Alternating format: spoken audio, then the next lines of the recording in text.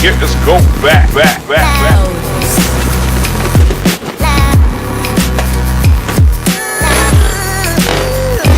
And today we're going to be looking into installing and purchasing a Nest thermostat. The first thing I'm going to do is to go to the website.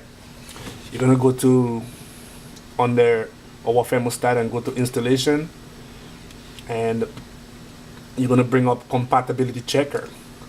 You want to make sure that your unit is compatible with that product. So it's going to ask you to remove the cover from the thermostat and check the wiring on there. So that's what we're going to do right now. We're going to remove the cover from the unit. It's very simple. You just pull it out, and when you do that, you're going to see a series of numbers right up there, G, Y, W, R, H, B, O, R, C.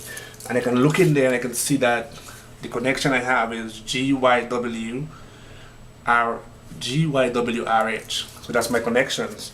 So I'm going to go back on the website and put those letters in. So here we are back at the website, and we're going to put in those letters. So it's going to be G. So we look for the G and R and W and PH, RH, sorry. And then we're going to say, yes, check compatibility. You're going to check it, and it's going to tell you your system is compatible, and you just go ahead and you just buy it. So there we go, it's open, and nice little cover on there, and that's the little baby right here. That's what we're looking at. So I'm going to put this on the side. You have your screws. They actually send it with an installation screwdriver. So, nice little screwdriver. They also send you two plates. They also have in it two plates. This is your under holder plate, I think it is. And then you have two plates in case actually the unit can fit on the wall just by itself if your hole is small enough for it to cover. If the hole is too big because you have to replace the one you had, this will cover whatever size hole that's there, or if you have to go bigger, you go bigger. So again, here we are, the unit that we're about to install, and the first thing I'm going to do is turn off the air condition unit. You can hear it roaring in the background. So I'm going to turn it off. Just be careful. Just going to pop the top off from the old unit. And here you can see you have a series of wires there. A series of collars.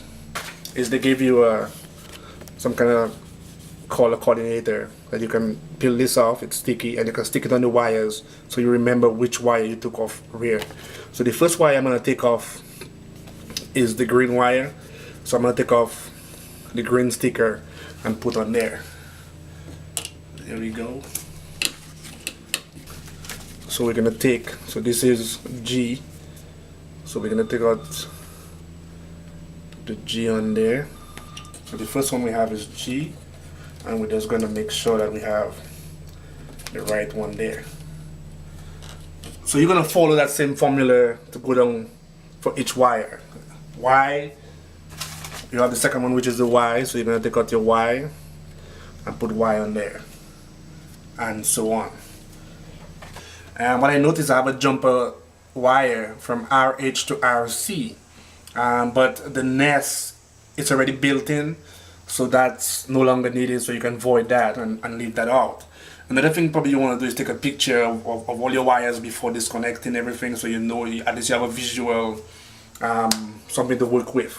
After that, you can always go back on your camera phone, or whatever it is, and check it out. So the next thing I'm going to do is to remove the old plate on there.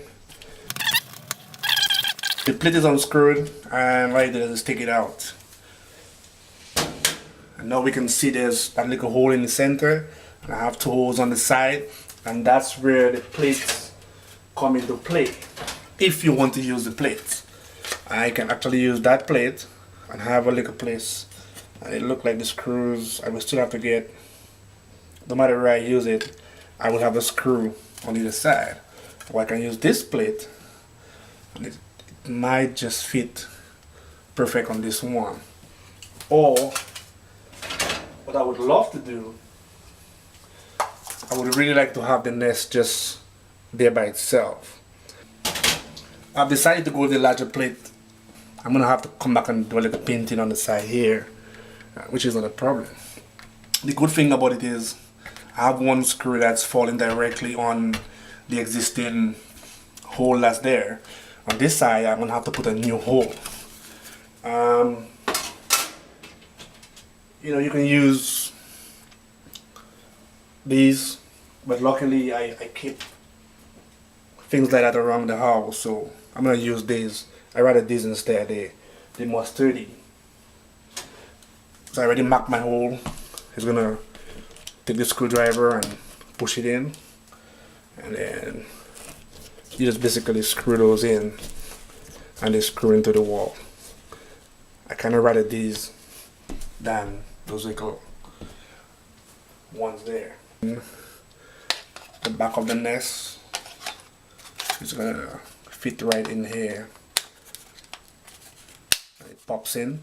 Heard it popping. Let's see if it will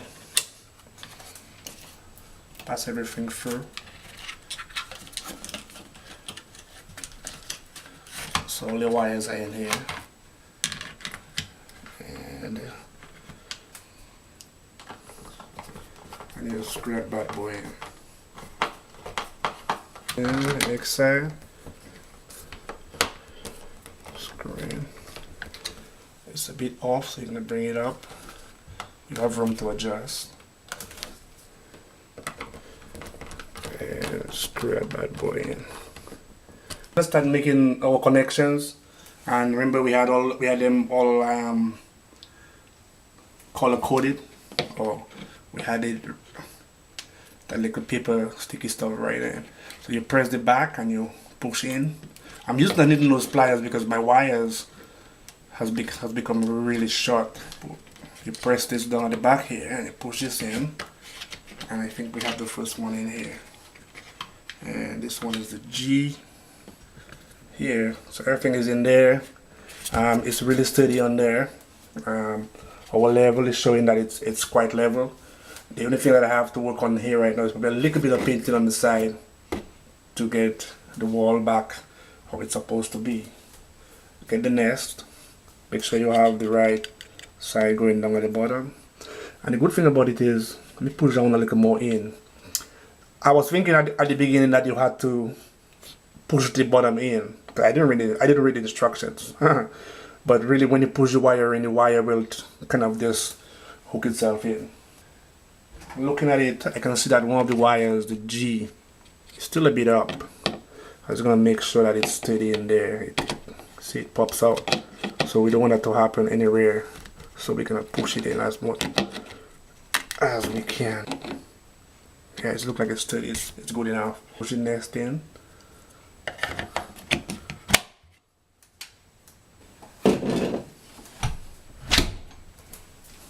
It's popping on. It's gonna take a little while before it boot up. Asking for internet connection, heating and cooling, location. So you're gonna press connect to the internet with remote control, update the little weather, blah blah blah. Connect, and it picks up my Wi-Fi, Charlie Wi-Fi. It's asking for the passcode, numbers, and you put in your passcode.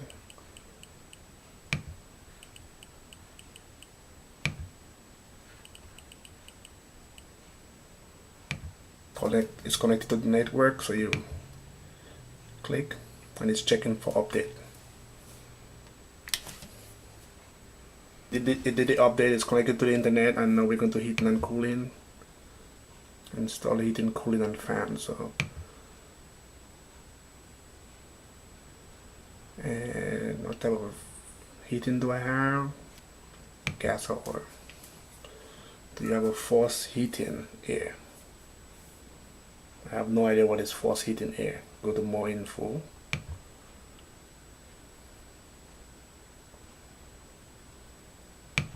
and I'm gonna say yes. Gonna get my location. I'm in the US. I want my zip code. So we're gonna, it's gonna be 7. This is home. Is there more than one thermostat in the house? No, just name your thermostat. Just call it this. There we go. It's on, it's working, and I think what I'm gonna do now is go to my iPad or my phones and stuff and go from there. So I just came online and I signed up on the Nest website. As you can see, you have the Nexus, and they all look the same. I mean, it's a very simple device. It's easy to control on your device, on your phone, on your Android phone, and also on your computer. So you can control your home from any device that you own.